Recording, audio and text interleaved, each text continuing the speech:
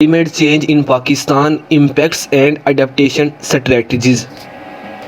पाकिस्तान में जो climate change के असरात हुए, क्लाइमेट चेंज से जो फ़र्क पड़ा, इकोनॉमी को फ़र्क पड़ा, इसके अलावा पाकिस्तान में क्लाइमेट चेंज से जो कुदरती आफात आई उसको डिस्कस करेंगे आज हम। ये लेक्चर करंट अफेयर्स और ऐसे के हवाले से और पाकिस्तान अफेयर के हवाले से बहुत इंपॉर्टेंट लेक्चर है। सबसे पहले डिस्कस करते हैं आज के लेक्चर की आउटलाइन में पहला पॉइंट है जी weather, climate and climate change. Weather क्या होता है, क्लाइमेट क्या होता है और क्लाइमेट चेंज किसे कहते हैं।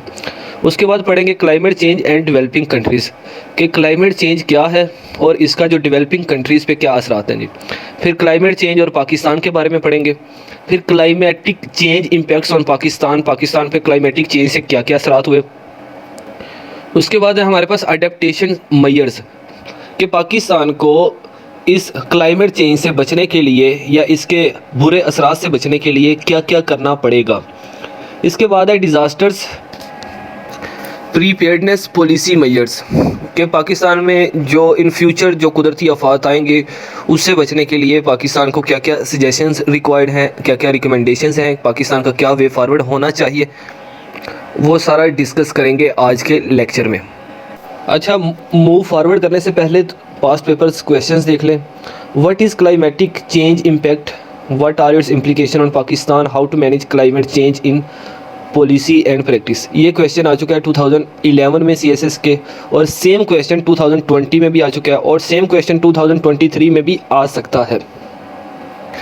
ये जो सवाल है ना, स्टार्टिंग में यही पूछा जाता है कि क्लाइमेट चेंज क्या है, इसके ग्लोबल क्लाइमेट चेंज के वाटर पे क्या इफेक्ट हैं, ठीक है।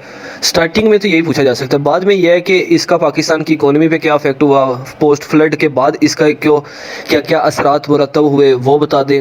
यानी कि जो सेकंड फेज़ है कुछ भी चेंज करके पूछा जा सकता है और वो वही पूछा जाएगा जो कि इस वक्त करंट इशूज़ चल रहे हैं पाकिस्तान उसके हवाले से। तो सबसे पहले देखते हैं जी वेदर और क्लाइमेट में फ़र्क क्या है जी।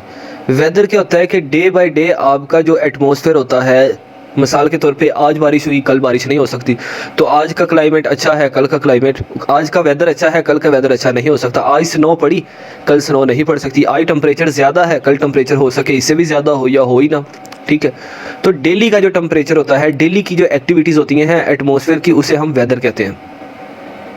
लेकिन जो क्लाइमेट है ये क्लाइमेट हफ्ते, महीने या सालों पे डिपेंड करता है कि जैसे पाकिस्तान में पिछले 3 साल से मानसून की बारिशें हो रही हैं, ठीक है, तो इसका मतलब है क्लाइमेट अच्छा नहीं है, ठीक है।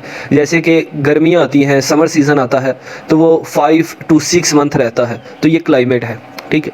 जो लॉन्ग टर्म के लिए हो वो क्लाइमेट होता है और जो शॉर्ट टर्म के लिए हो वो वेदर होता है जी। तो लॉन्ग टर्म के लिए जो वेदर में शिफ्ट आ जाए, जो वेदर के पैटर्न में शिफ्ट आ जाए, उसे हम क्लाइमेट चेंज कहते हैं। लंबे अरसे के लिए मौसम का ख़राब रहना, मौसम का ठीक ना रहना या मौसम का बहुत ही अच्छा हो जाना, ठीक है, इसे हम क्या बोलते हैं, क्लाइमेट चेंज।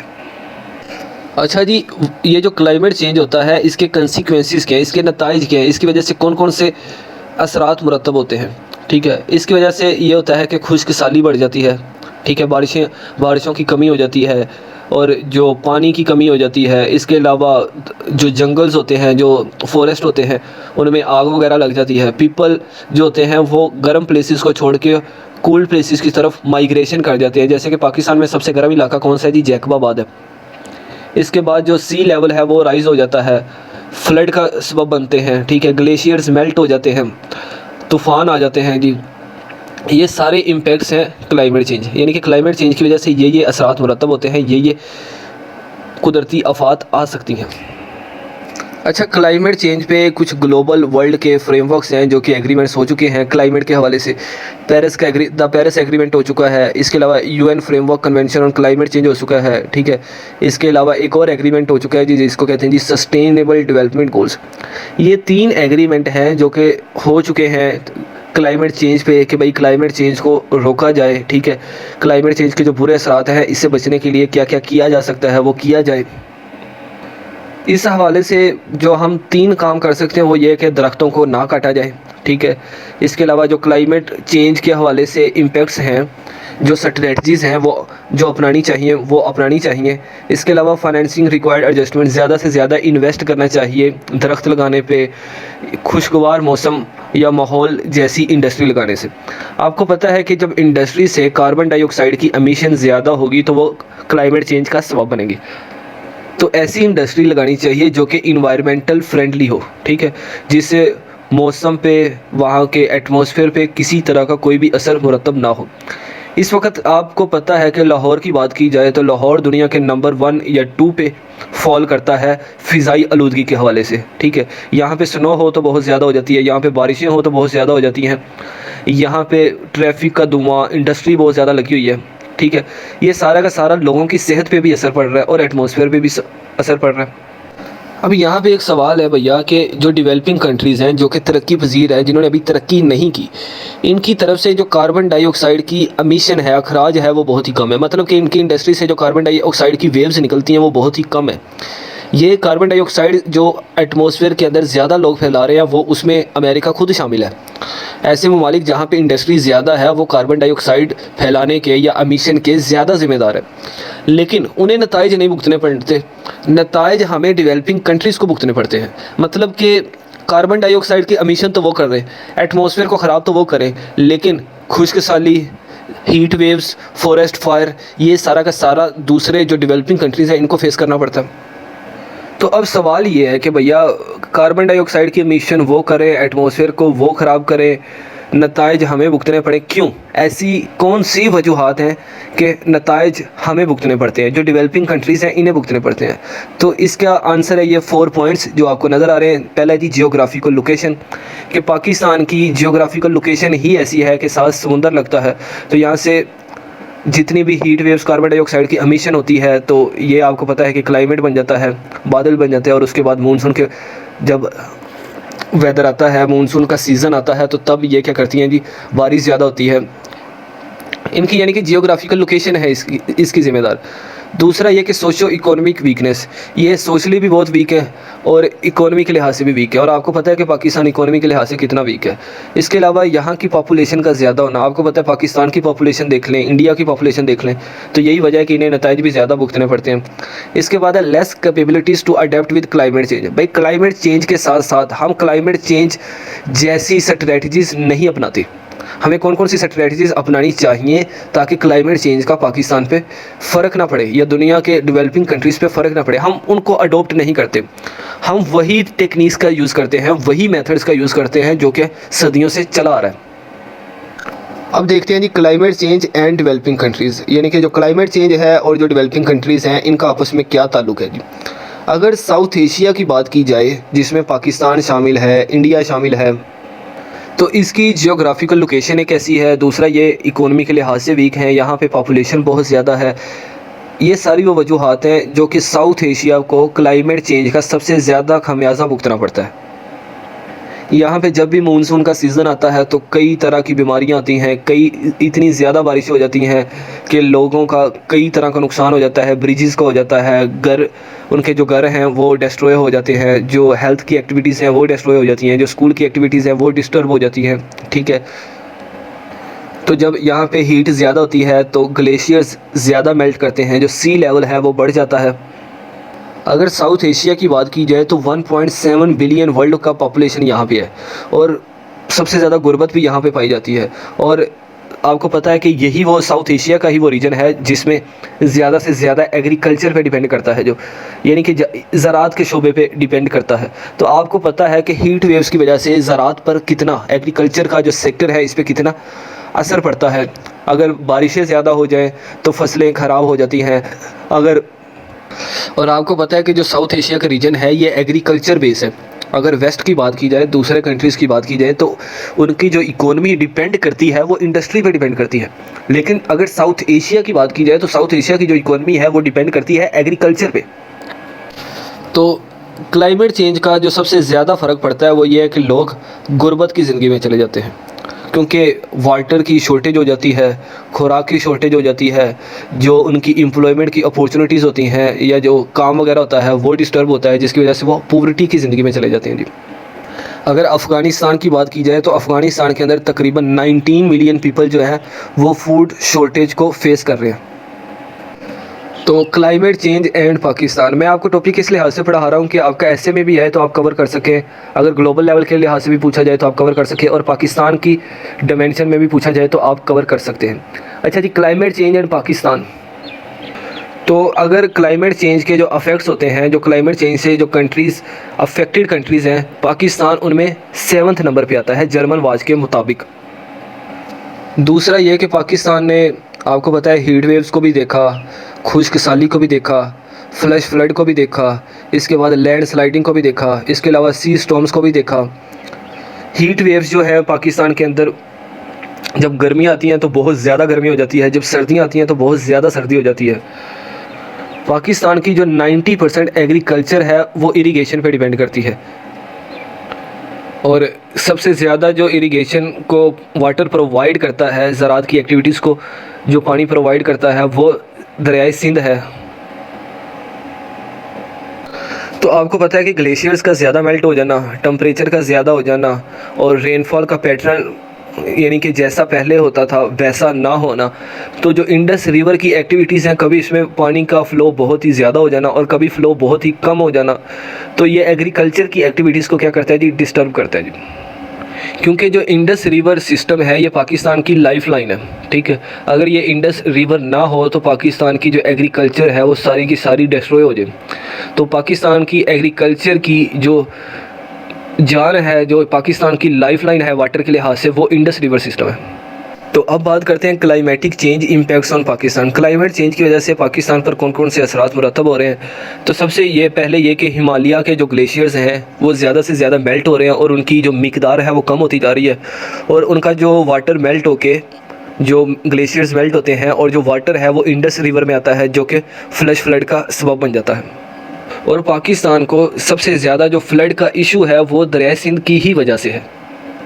तो फ्लड की वजह से पाकिस्तान के अंदर 170 मिलियन पीपल्स की क्या हो जाती है, जो लाइफ है वो रिस्क में चली जाती है। और इसकी वजह से कौन कौन से पाकिस्तान को नुकसान उठाने पड़ते हैं। एक तो ह्यूमन लॉस हो गया, इकोनॉमिक लॉस हो गया, पॉवर्टी राइज हो गया, किल लाइफ स्टॉक हो गया, क्रॉप्स डैमेज हो गया, ये सारे के सारे नुकसान पाकिस्तान को उठाने पड़ते हैं। दूसरा जो इम्पेक्ट है पाकिस्तान पे वो ये है कि सी लेवल राइज। तो आपको पता है कि जब सी लेवल राइज होता है तो सी के साथ जो भी सिटी लगता है वो भी डिस्ट्रॉय हो जाता है, ठीक है। वो उसके अंदर फ्लड आ सकता है, उसके अंदर जो फ्लड के अलावा यह है कि वो परमानेंट भी बेकार हो सकता है सिटी, ठीक है। अगर पाकिस्तान के अंदर अरेबियन सी की बात की जाए तो अरेबियन सी में पिछले 20 साल में जो वाटर का लेवल है वो 10 टाइम्स इंक्रीज़ हुआ है जी। तो पाकिस्तान में जो समुंदर के साथ जो सिटी लगता है वो कराची है, और कराची टोटली रिस्क लेवल पे है जी। वो किस लिहाज से, जब आपको पता है कि सी लेवल बढ़ेगा तो जो फ़िशिंग की एक्टिविटीज़ हैं वो कम हो जाएंगी, और कराची आपको पता है कि इतना बड़ा शहर है, वहाँ पे कितनी पॉपुलेशन रहती है और वो माइग्रेशन करेंगी। यहाँ पे आपको एक पिक्चर नज़र आ रही होगी कि जो सी का वाटर होता है, जो समुंदर का वाटर होता है वो साल्टी होता है। अगर सी लेवल बढ़ जाए तो जो साल्टी वाटर है वो फ्रेश वाटर के साथ क्या हो जाता है जी, मिक्स हो जाएगा, और जो फ्रेश वाटर की कमी हो जाएगी। और ऐसा सिंध या कराची के अंदर हो भी रहा है कि इन फ्यूचर ये होगा कि यहाँ से जो फ्रेश वाटर है वो जो थोड़ा बहुत निकलता है वो भी निकलना बंद हो जाएगा, क्योंकि वो साल्टी वाटर हो जाएगा। इसके बाद जो तीसरा क्लाइमेटिक चेंज है पाकिस्तान पे वो है जी फूड डर्थ। डर्थ का मतलब होता है जी कमी ना होना, बंजर हो जाना किसी ज़मीन का। तो आपको पता है कि जब ज़मीन बंजर हो जाएगी तो वहाँ से कुछ उगेगा नहीं, फसलें नहीं उगेंगी।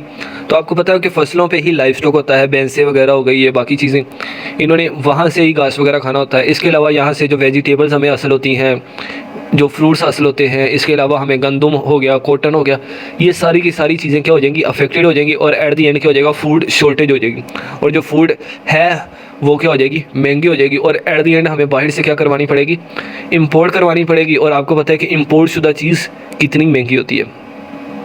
यहाँ पे भी वही बात बताई गई है कि क्रॉप रिडक्शन हो जाएगी, वीट हो गया, राइस हो गया, मेज़ हो गया। और आपको पता है कि पाकिस्तान की जो इकोनॉमी है वो सारी की सारी इसी पे डिपेंड करती है, एग्रीकल्चर पे है जी। और ये क्लाइमेट चेंज का जो असर है सबसे ज़्यादा बलूचिस्तान और सिंध को देखना पड़ता है। तो फूड शॉर्टेज का इम्पैक्ट ना इंसानों पे पड़ेगा बल्कि एनिमल्स पर भी पड़ेगा। लाइव स्टॉक पे भी पड़ेगा, पोल्ट्री वगैरह पे भी पड़ेगा, ठीक है, और पाकिस्तान की इकोनॉमी पे भी पड़ेगा। इसके बाद आता है जी लैंड स्लाइडिंग। अगर पाकिस्तान के शुमाली इलाका जात देखे जाएँ या नॉर्दर्न रीजन्स देखे जाएँ तो वहाँ पे लैंड स्लाइडिंग बहुत ज़्यादा होती है। आपको पता है कि जब साइडों से पहाड़ टूटते हैं या मट्टी बह जाती है, ये जैसा कि आपको पिक्चर में दिख रहा है, तो जो रोड्स का ट्रांसपोर्ट का जो सिस्टम है वो बंद हो जाता है। और आपको पता है ट्रांसपोर्ट का सिस्टम बंद होने के साथ साथ अगर वहाँ पे कोई घर वगैरह हैं तो वो भी क्या हो जाते हैं, डिस्ट्रॉय हो जाते हैं। और ये सारा का सारा क्यों होता है? हैवी रेन की वजह से। हैवी रेन क्यों आती है? क्लाइमेट चेंज की वजह से। तो इसका मतलब ये हुआ कि क्लाइमेट चेंज से लैंड स्लाइडिंग भी होती है। तो लैंड स्लाइडिंग से जो बड़े नुकसान होते हैं उसमें क्या क्या शामिल है जी? एक तो है जी इंफ्रास्ट्रक्चर डिस्ट्रॉय हो जाता है।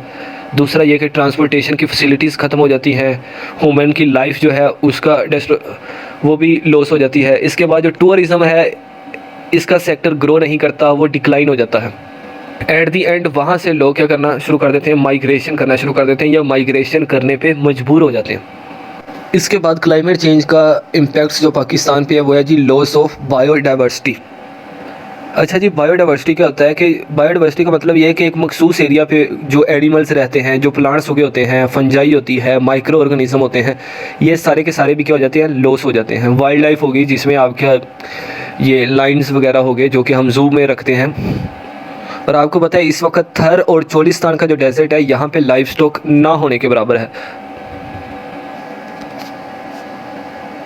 क्योंकि ये वो एरियाज़ हैं जो कि थर हो गया, थल हो गया, इसके अलावा जो चोलिस्तान का इलाका हो गया, ये बहुत ज़्यादा ड्राई लैंड्स हैं। यहाँ पे खुश्क साली बहुत ज़्यादा होती है, यहाँ पे हीट वेव्स बहुत ज़्यादा होती हैं, जिसकी वजह से जो बायोडाइवर्सिटी है वो ना होने के बराबर है। इसके बाद एक और जो पाकिस्तान पे क्लाइमेट चेंज का असर है वो है जी रिसीडिंग ग्लेशियर्स।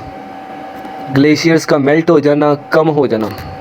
अच्छा, ये जो ग्लेशियर्स होते हैं ना, ये जो पहाड़ों पे बर्फ़ जम जाती है और गर्मियों में पिघलती है, यानी कि ये वो ग्लेशियर्स होते हैं। इनका फ़ायदा क्या होता है? इनका फ़ायदा ये होता है कि यहाँ से हमें फ्रेश वाटर मिलता है। तो ये जो ग्लेशियर हैं ये फ्रेश वाटर का बहुत बड़ा सोर्स है। अगर पाकिस्तान की बात की जाए तो पाकिस्तान के अंदर जो ग्लेशियर्स हैं वो तकरीबन 13,680 स्क्वायर किलोमीटर का एरिया कवर करते हैं, जो कि पाकिस्तान के अंदर जितने भी टोटल माउंटेन्स पाए जाएँ उसका 13% बनते हैं। अगर ये बात करें हाइबरली एंड होजल of world glacier monitoring service, ये वो डिपार्टमेंट है जो कि दुनिया के अंदर जितने भी ग्लेशियर्स हैं उनकी मॉनिटरिंग करता है। इनके मुताबिक ये है कि हिमालय पे जो ग्लेशियर्स बने हुए हैं वो इन दिनों में ज़्यादा से ज़्यादा मेल्ट होंगे और फ्लड का सबब बनेंगे, और इन फ्यूचर क्या होगा कि इन पे बर्फ़ नहीं होगी, वो मेल्ट नहीं होंगे, जिसकी वजह से वाटर की शॉर्टेज फेस करनी पड़ेगी। इसके बाद क्लाइमेटिक चेंज जो पाकिस्तान पे हुआ है जी डिप्लीशन ऑफ मैंग्रोव्स फॉरेस्ट। आपको पता है कि मैंग्रोव्स क्या होते हैं? पानी के ऊपर ही जो दरख्त उगे होते हैं, आपने वो काला सा पानी देखा होगा और उसके ऊपर जो दरख्त उगे होते हैं, ऐसे जो फॉरेस्ट होते हैं ये भी माहौल के लिए दोस्तगार होते हैं, फ्रेंडली होते हैं। अगर पाकिस्तान की बात की जाए तो 1,32,000 हेक्टेयर्स तक जो मैंग्रोव्स हैं वो फैले हुए हैं, जो कि पाकिस्तान के अंदर जो फॉरेस्ट है उसका 3% है जी। अगर आपने ये मैंग्रोव्स देखने हो तो कराची के एरिया मनोड़ा के साथ ये अवेलेबल है।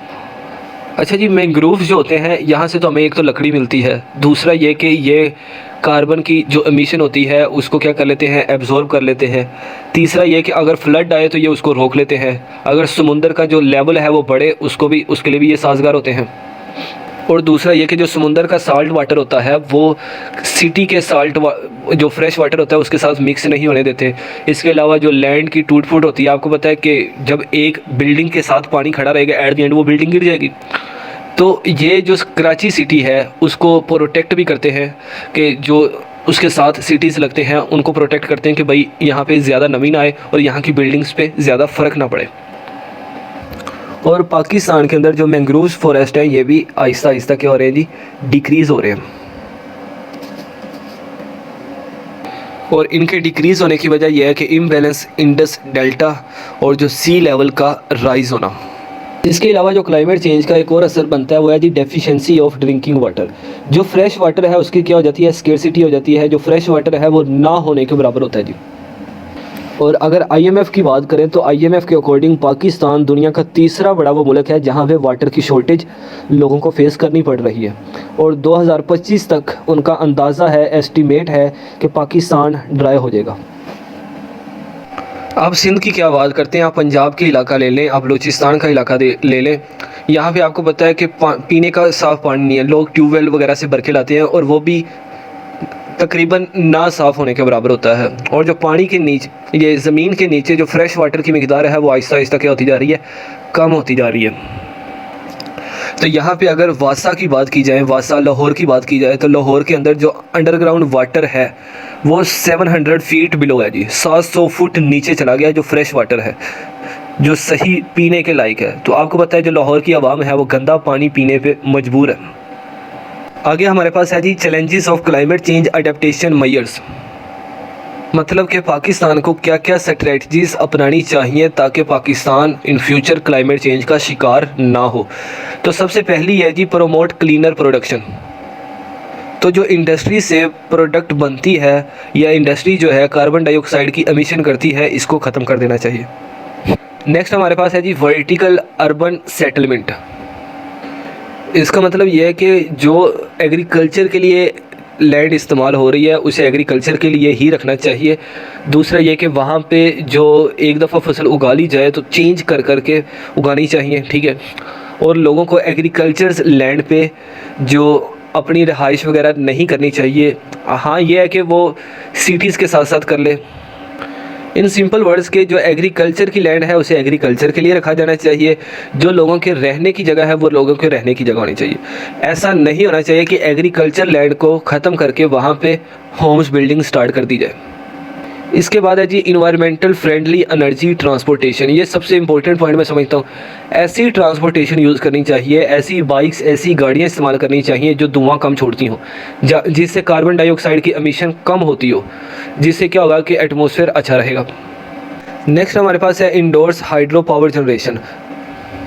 तो पाकिस्तान को चाहिए कि जो हाइड्रो पावर है ये ज़्यादा से ज़्यादा इससे इलेक्ट्रिसिटी प्रोड्यूस करनी चाहिए, मतलब कि पानी से बिजली बनानी चाहिए, ना कि जो गले सले प्लांट हैं, कूड़ा किरकट है या फ्यूल्स है या हाइड्रोकार्बन का इस्तेमाल किया जाता है, इनका इस्तेमाल ख़त्म कर देना चाहिए और हाइड्रो पावर का इस्तेमाल करना चाहिए। नेक्स्ट हमारे पास पॉइंट है जी क्लाइमेट रेजिस्ट कंस्ट्रक्शंस। और जो होम्स हैं इनकी बिल्डिंग ऐसी होनी चाहिए ताकि इनका क्लाइमेट चेंज का इन पे असर ना पड़े। नेक्स्ट हमारे पास है जी constructions of sea walls and vegetations cover.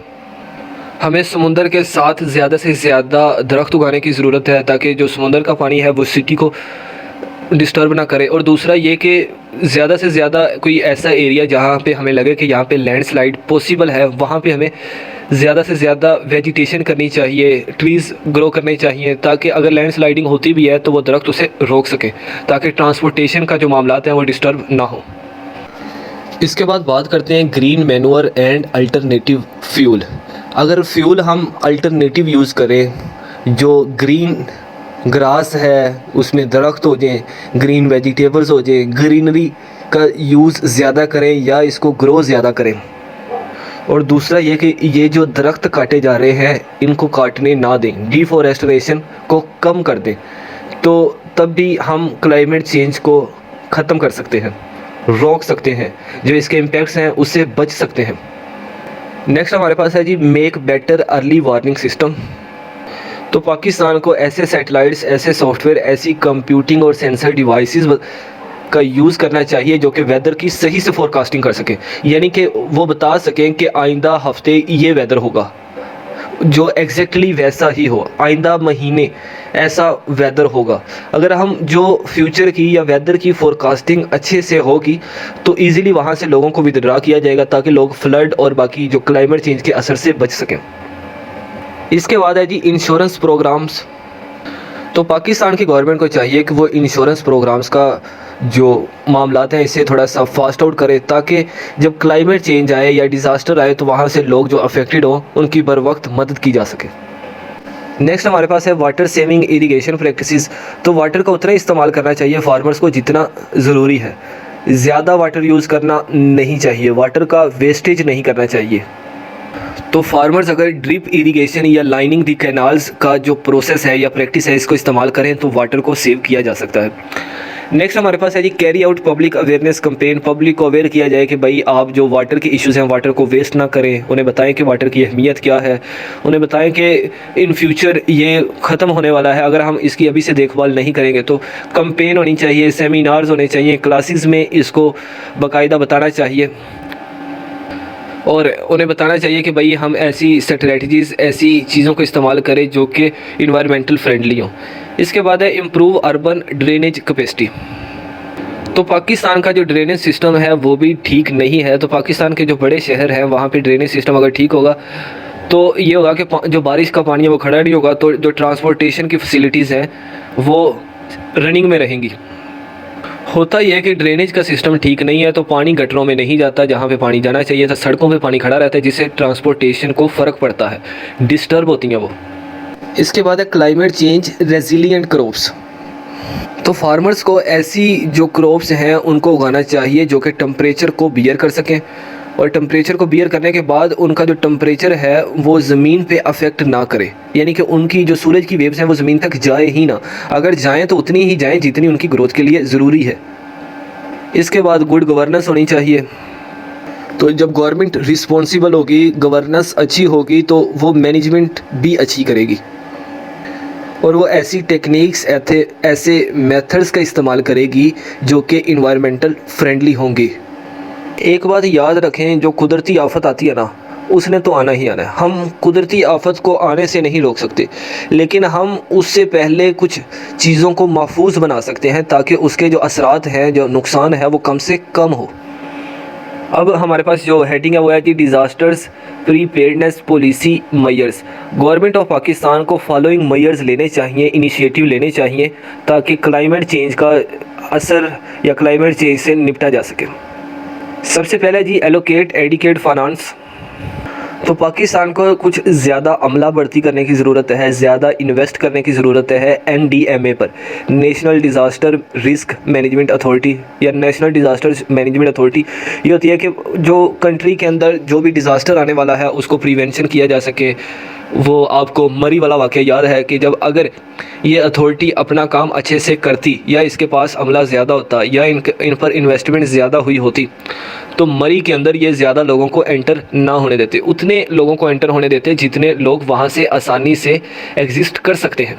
तो आपको पता है कि एक लिमिट से ज़्यादा लोग मरी में चले गए जिसकी वजह से कई लोगों की डेथ हो गई, क्योंकि उन्हें जो होटल से उनके किराए ज़्यादा हो गए और उन्हें सड़कों पे ही सोना पड़ा या गाड़ियों के अंदर। कईयों की तो गैस भर जाने से, उन्होंने हीटर वगैरह चलाए थे तो उधर ही उनकी डेथ वगैरह हो गई। तो अगर ये NDMA national disaster management authority future या वेदर फोरकास्टिंग अच्छी करे, एक ऐसा इलाका जहाँ पे टूरिज़म ज़्यादा है उसको रोके, तो क्लाइमेट चेंज और इसके जो असरात हैं, जो लाइफ का डेथ, जो लाइफ का लॉस है, इससे बचाया जा सकता है। नेक्स्ट हमारे पास है इंटर डिपार्टमेंटल कोऑर्डिनेशन। भाई ये जो नेशनल डिज़ास्टर मैनेजमेंट अथॉरिटी है, सिर्फ ये काम इसका नहीं बनता, इंडिविजुअल लेवल पे, स्टेट लेवल पे या दूसरे जो डिपार्टमेंट्स हैं जिनमें बैंक्स आ गए, इसके अलावा ऑफिशियल्स ऑफिस आ गए, इन्हें भी इनके साथ मदद करनी चाहिए, लोगों को अवेयर करना चाहिए, कोलैबोरेट करना चाहिए। नेक्स्ट हमारे पास है redesign and upgrade storm drainage.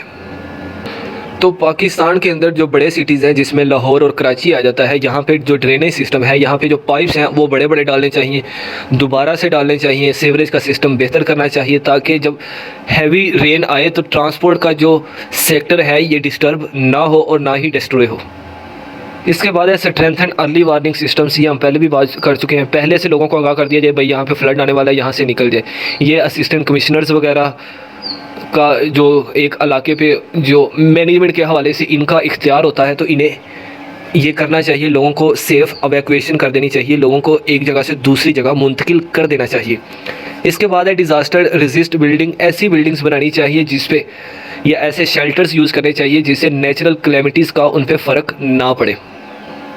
Next हमारे पास है कम्युनिटी पार्टिसिपेशन, यानी कि इस मामले में तमाम लोगों को सोशल लेवल पे, सिटी लेवल पे, इंडिविजुअल लेवल पे पार्टिसिपेशन करनी चाहिए ताकि बाकी भी हमारे भाई हैं जो इस्लाम के अंदर कॉन्सेप्ट है मुसलमान का भाई है, या इलामा इकबाल का आपने एक शेर सुना होगा, चुबे कांटा जो काबुल में तो हिंदुस्तान का हर पीरो जवां बेताब हो जाए। तो यानी कि हमें एज़ आ इंसानियत के, एज़ आ मुस्लिम होने के हमें दूसरे लोगों की इस तरह से मदद करनी चाहिए ताकि उन्हें जब वो इलाके में फ्लड आ जाए तो उनकी खाने के लिहाज से, पीने के लिहाज से, शेल्टर के लिहाज से ये मदद करना मकसद है। इसके बाद हमारे पास है जो मोनीटर ग्लेशियर मेल्ट। भाई जो ग्लेशियर मेल्ट हो रहा है इसको मोनीटर करना चाहिए कि भाई अगर ज़्यादा हो रहा है तो वहाँ पे जो रिवर्स के साइड पे जो सिटीज़ आबाद हैं, जो गांव आबाद हैं, जो विलेजेस आबाद हैं, वहाँ से लोगों को विदड्रा कर देना चाहिए। इसके बाद है जी इन्फोर्समेंट ऑफ लॉ।